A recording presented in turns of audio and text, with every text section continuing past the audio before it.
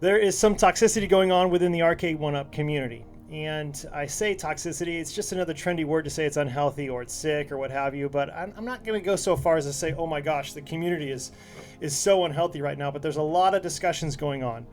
I think partly because of Glenn's retro show. If you guys watch his video, he really did a heartfelt, amazing video in which he described how he was treated by Arcade 1-Up. And also, this kind of coincided with the re-release of the Star Wars cabinet that's going to be coming out that a lot of people are both poo-pooing on and excited for. So with that, let's get into it. First, I just want to say, be mindful that what I'm saying right now, my arguments are my arguments, all right? You don't necessarily have to believe them. I'm not trying to convince you necessarily of anything. I just want you to think logically for a moment, because a lot of us are very emotional when it comes to Arcade 1-Up and nostalgia, as we should be, because, I mean, that's what emotion is. I mean, that's what nostalgia is. It's emotion. And so I get that emotions are high right now, so let's just hold on just a second and hear me out. All right, so perhaps the woke ideology of today has kind of permeated its way into the Arcade 1-Up community. Perhaps, I'm not so sure. All right, so I'm not attacking any one person. I'm not attacking any one channel. I'm just saying there's a lot of static out there of people who are really, really, really negative against Arcade 1-Up community, or excuse me, Arcade 1-Up as a company. And the community is kind of rallying behind certain individuals who have been treated or mistreated. And I totally understand that there is definitely a mistreatment of Glenn's retro show. Glenn himself, like I said, it was just a very heartfelt, really good video that he did describing how they treated him poorly. So the ethic of our community right now is anger, right? There's a lot of anger and frustration for, at least I would say, most of the shows that I've been watching that used to be huge supporters of Arcade 1-Up. Even some of the major shows, like I said, I'm not going to call out any channels, but they kind of subliminally are attacking, like, hey, they aren't communicating to us, they aren't doing these things, and I want to kind of enter into that a little bit. And you may think, oh gosh, what does Dan have anything to say about this? He's just a small channel, there's nothing that he could really say. But I do want to encourage you to think a little bit logically here. Now, take for example Glenn. Right? I don't know the guy personally. I only know him through his channel. He seems like a really nice guy, but I don't know him personally. I don't know what his favorite color is. I don't know what his car smells like. That would be odd if I knew what his car smelled like. But I just know him through his channel, right? So I got to believe what he's saying because he seems like a nice guy. But at the end of the day, I don't have anything to verify the veracity of his comments, but I got to believe him. There's no reason why he would lie, right? So we're there. We're kind of dealing with the fact that Arcade 1-Up treated Glenn a certain way. Now, when I watched it, it seemed very heartfelt to me. And it seemed like he was very intentional in describing, hey, I still love the community, but Arcade 1-Up as a company, I don't love. And I think that is very fair for him to say. After I actually emotionally responded on his YouTube channel, which I'm guilty of myself, I kind of had to step back a little bit and kind of think about, okay, pull back, get a different perspective. I think it's really good for us as arcade enthusiasts to get different perspectives on products, right? That's why we're doing it. So a lot of people who love Arcade 1-Up don't like, say, the Rexer show, for example, because that says a lot of negative things. But for me, I think it's really valuable to view the Rexer on his show because he's older, wiser, and he has much more experience in these arcades than we do, or at least I do. And so I go to his channel and I listen and I hear his complaints and I hear his arguments, and they're valid. I can't just be like, oh, that's dumb because I like this I like this company, or I like this particular cabinet. The reality is you kind of have to weigh what people are saying because they have more experience in that. And Rexer is one of those guys. He even commented on one of my videos, even though it wasn't the nicest comment at all, and he took some assumptions. There is this reality that, look, he knows what he's talking about, right? And I can't just be like, oh, whatever, like you don't know what you're saying because I don't like it, right? That would be such an emotional response. I have to weigh what he's saying and go, okay, like, is there a valid argument that he's making? Because we need to have logical thinking here, because some of these arguments that are being made are all emotional. So it's good to get a different perspective. It's really, really good. I think it's healthy. I think if during the elections we were just looking at CNN versus Fox News, or just Fox News versus CNN, we would only have one perspective on something because we only want to listen to what we agree with. All right, and I think that's a very dangerous thing. What we're talking about here is arcade cabinets that are 20, 30, or excuse me, arcade games that are 20, 30, or 40 years old. Like, these are not new things. And we're discussing nostalgia. We're discussing something that we absolutely love. We can't get too far away from that concept, the fact that these are all about arcade games, okay? These are just about arcade games, and they're fun, they're amazing, and they bring us back to our childhood. Right? They bring us back to the nostalgia that we experienced when maybe things were better, when we weren't dealing with all the struggles that we're dealing with right now. That's all that we're talking about, and we're talking about a company that is trying to do their best to make money by putting these products in our view.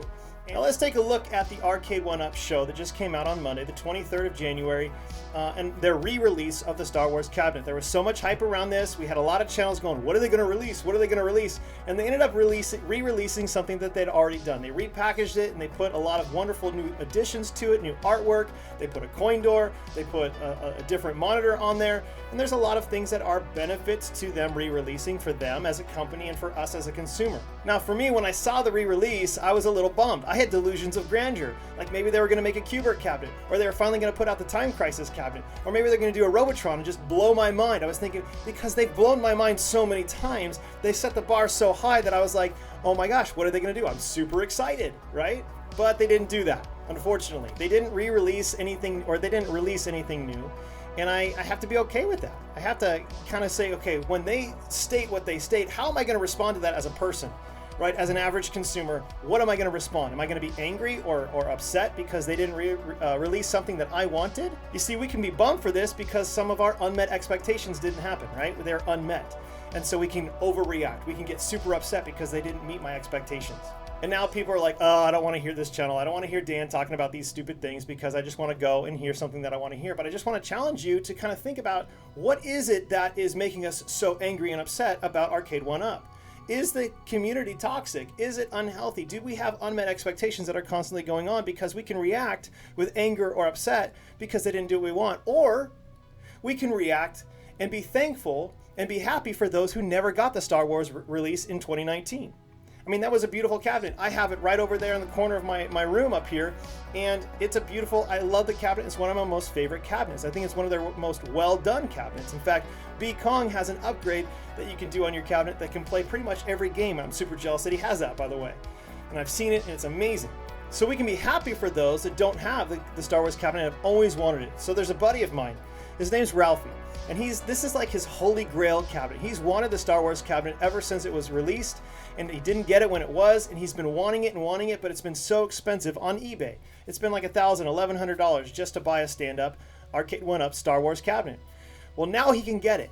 He's full of life, full of excitement. We bonded over this channel. We went up to a barcade together with a bunch of other friends, and we had a great time. He's an amazing guy, and for him, I'm super happy that this actually happened, that they re-released this cabinet so now he can get his hands on it. Granted, because of our economy and because of things, prices have raised perhaps. The buttons are still the same and the controls are still going to be the same, and some people think that they're janky or what have you, but I love my cabinet. It's amazing. So we can focus on ourselves or we can focus on other people, right? When we focus on ourselves, we have to kind of choose. It's like choose your own adventure, right? When we focus on ourselves, that's where we begin to experience this toxicity. When we focus on other people, there's life there. Incidentally, the first stage of depression is a focus on ourselves. It's a narcissism where we're just kind of comparing our lives with other people. We don't want to go there. So is Arcade 1-Up a toxic company because of the way they treated Glenn, right? Now, I have to think about and pull back. What about the Microsoft company, right? All of us using Microsoft kind of products. Or what about the Apple company? I can almost guarantee you that there are millions more stories of the way Microsoft treated people and the way Apple treated people on their way to the top or on their way to experiencing financial breakthrough or what have you as a company.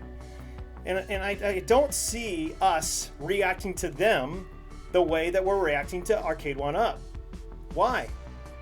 Because we're so emotionally involved.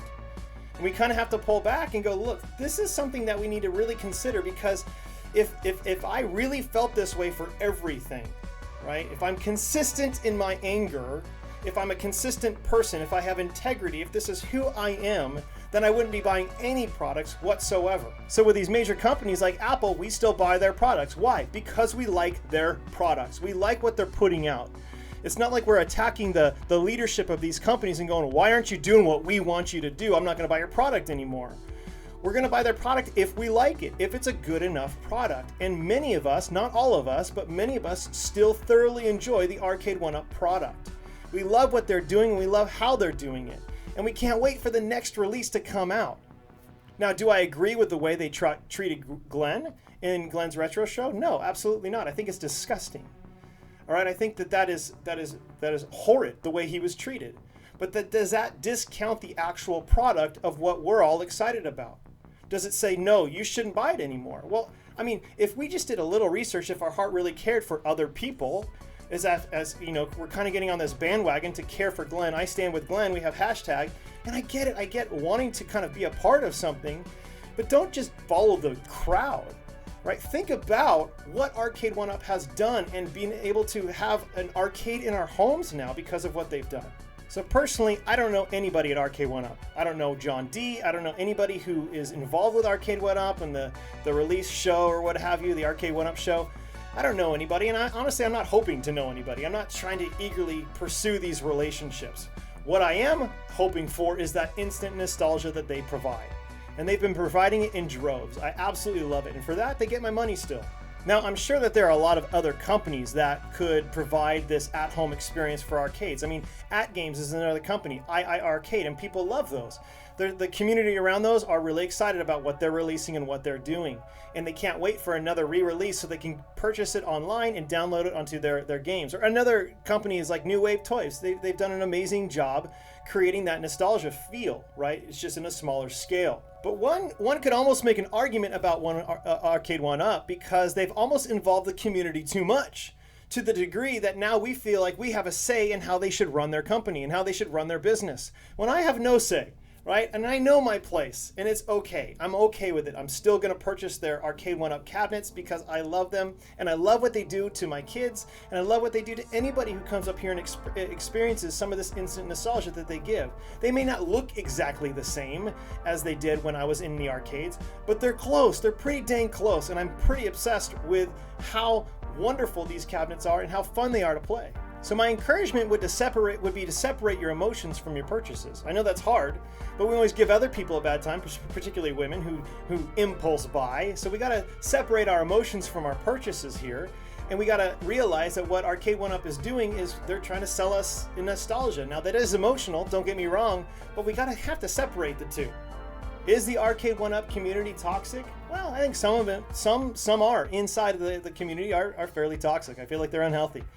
I feel like what they're doing, their anger and their hate towards Arcade 1Up is kind of depressing in some regards. It's a bummer because I feel like it's going to lose a lot of the momentum. Arcade 1Up had its heyday. Everybody says in 2020, when everybody was purchasing these cabinets, now they're not purchasing them as much, or they're getting more picky in regards to their cabinets, but I think they're still wonderful. Right? So we can't just go throwing the baby out with the bathwater, so to speak, which is a philosophy term. You can't just understand, like, look, just because something's bad, I'm going to just destroy the entire thing. I'm not going to support the entire thing. Arcade Up is going to protect their IP, they're going to protect their brand, and they're going to protect their company and where they're going. Why? Because they're in the business of making money. So no one is forcing you to buy their product. All right, just relax. No one is forcing you. It's not taking money out of your wallet.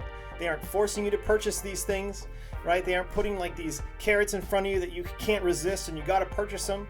They aren't like stealing money from you. They aren't forcing you to do it like our taxes or insurance possibly is.